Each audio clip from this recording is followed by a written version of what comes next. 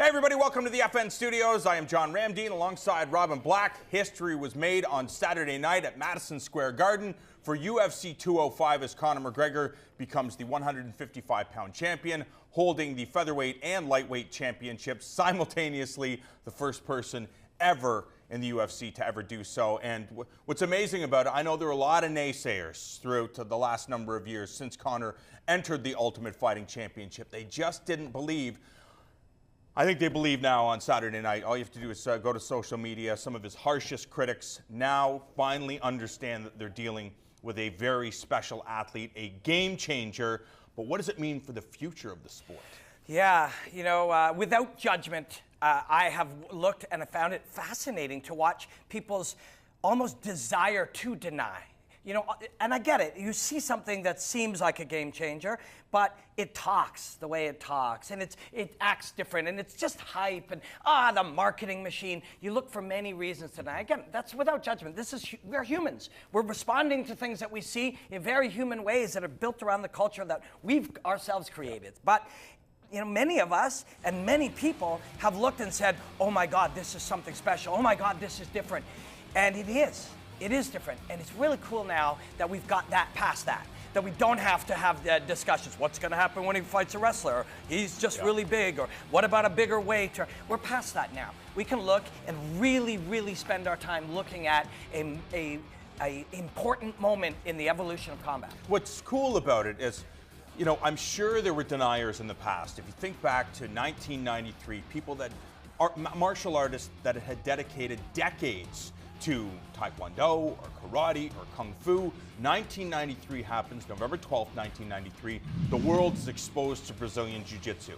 Now, there are some martial artists that are like, wow, I need to go try this. And then they start an odyssey of becoming a more complete mixed martial artist. But there was also the deniers out there that said that this is BS, this is foolish, no, there's no real fighting on the ground, and they denied until the world accepted that Brazilian Jiu-Jitsu was a martial art that needed to be added to your repertoire. Luckily for the martial artists out there that don't have that ego, as soon as they really accept Conor McGregor, it's like, okay, we were reluctant, now this is the guy, let's jump on board. How can we advance this thing? Please join us for 5 rounds, which is our long, open forum, 20, 25, 30 minutes. We're going to dig into this aspect of the evolution.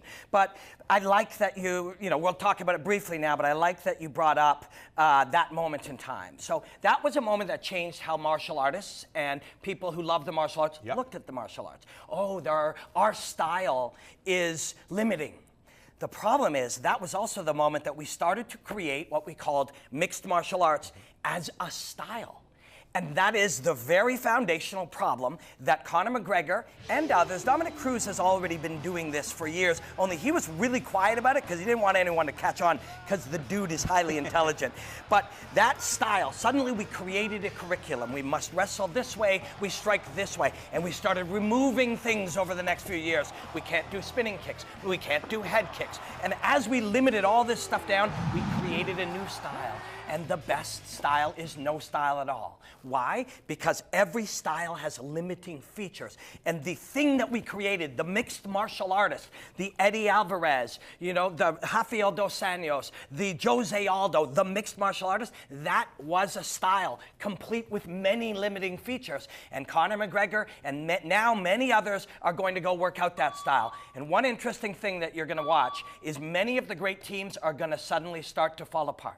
The reason for that is they have the style developed the hardest inside their gyms. They have curriculum-based training that is identical, and they will have a hard time changing because that is that game, that mixed martial arts style, that limiting style is the very thing that's being exploited right now. What's interesting about it, though, is, I mean, you have to go and study certain aspects of the game. You can't say I'm a free-flowing fighter with no Thai boxing experience or any jiu-jitsu experience or catch wrestling experience or whatever the grappling is. I know it's just a name, but there's certain aspects that have to be learned if you're going to be successful. Yes, all of those are the micro, and everybody's learned all of those. It's the macro that we're doing now, the big picture things. And we're going to get into it on 5 rounds a lot deeper. But one thing I want to tell you, there is no such thing as Thai boxing. There is no such thing as karate. These are words that have limiting features. I know you train karate, so you think there is a karate, but it is just a word that is a catch-all for a certain amount of tools that you use.